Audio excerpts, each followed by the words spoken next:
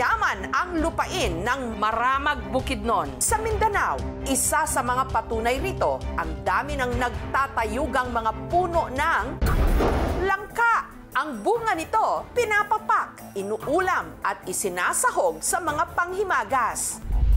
Hulog ng langit para sa mga taga rito. Pero hindi para sa ginang na ito na nag-agaw buhay sa ospital. Sakitan siya sa tubo, Lord, kaayo. Matapos aksidenteng nahulugan o nabagsakan ng langka.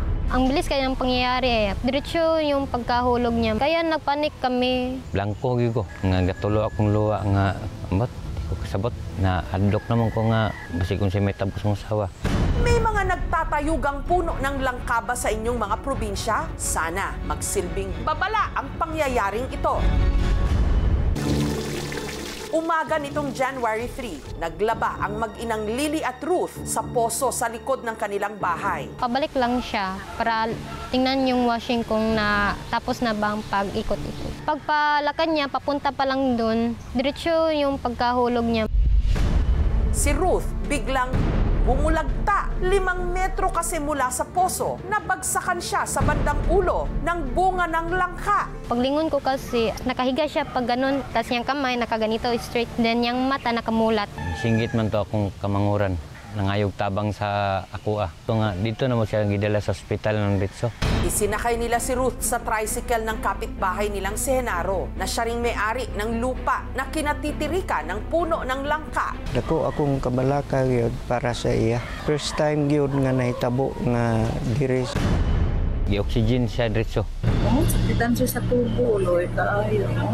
Nasa pool pala ng langka sa batok si Ruth, kaya siya nagtamo ng injury sa gulugod o spinal cord. Critical talaga, ma'am, kasi yung pasyente dumating dito, napituan yung utak niya, ma'am. Kailangan na intubate yung patient. Talagang impending respiratory failure. Pero dahil walang espesyalista sa ospital, inirekomendang ilipat siya sa mas malaking ospital sa Cagayan de Oro City na halos 4 na oras ang layo. Maramang kong nasyak, blanco gigo.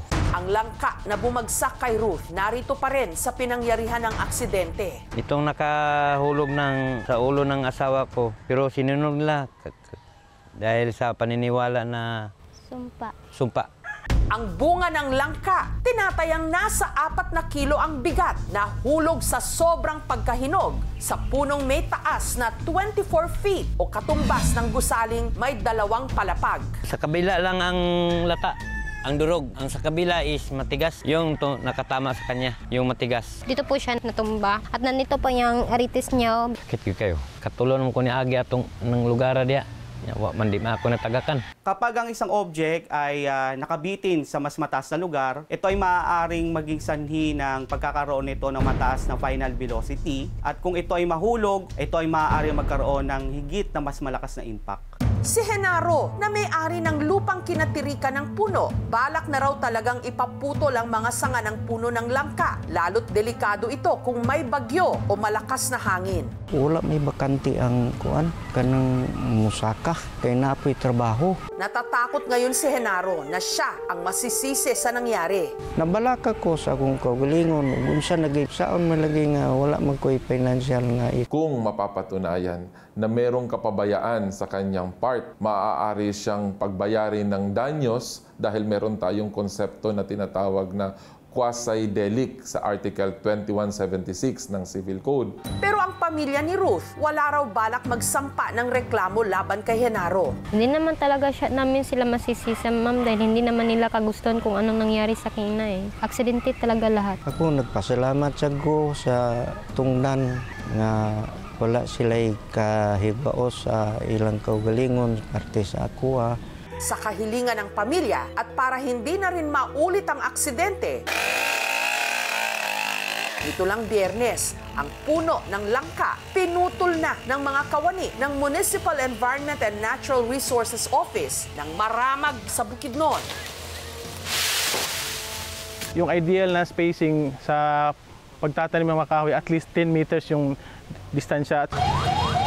Samantala, matapos ang halos 4 na oras na biyahe mula Bukidnon, nadala na rin sa wakas si Ruth sa Northern Mindanao Medical Center sa Cagayan de Oro. Dumating siya almost more than 24 hours from the injury. So this kind of injury kasi dapat madalian yung diagnosis. Now, ang pasyente ay stable medically, but yung neurologic niya is 0. So meaning paralyzed. Base sa kanyang CT scan, may na-dislocate na buto sa kanyang gulugod. Ito yung bali niya, plus dislocation.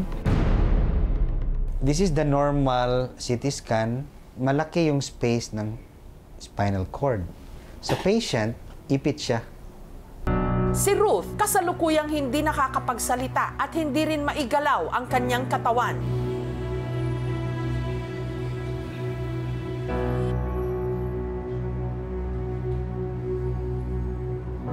Masakit ng tendon, aking ina, nahihirapan nun kasi yun ang sumasakit sa isip ko.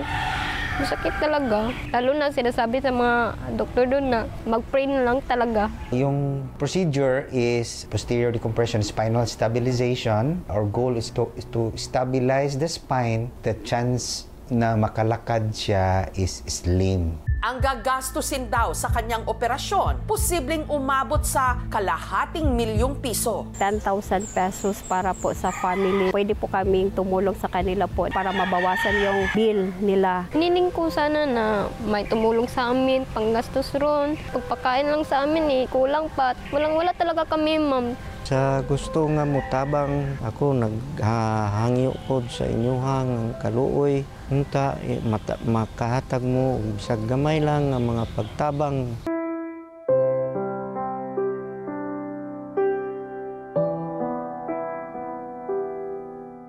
Miss ko na talaga siya. Minsan nag-hallucination na lang talaga ako na pagmulat ko, okay lang. Kung pwede lang mabalik yung oras, ma'am. Bakit kasi sa ina ko pa, sa lahat-lahat naman ang ina ko pa. Saan kayo humuhugot ng lakas po ngayon? Sa ibabaw.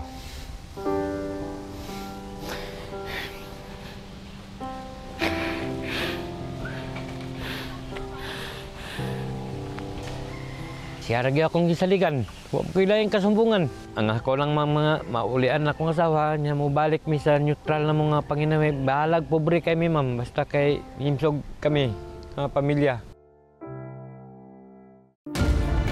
Sa dami ng gamit ng bunga ng langka, itinuturing itong miracle crop. Ipinapanalangin din ngayon ng pamilya ni Ruth na sana sa kanila magkaroon ng milagro.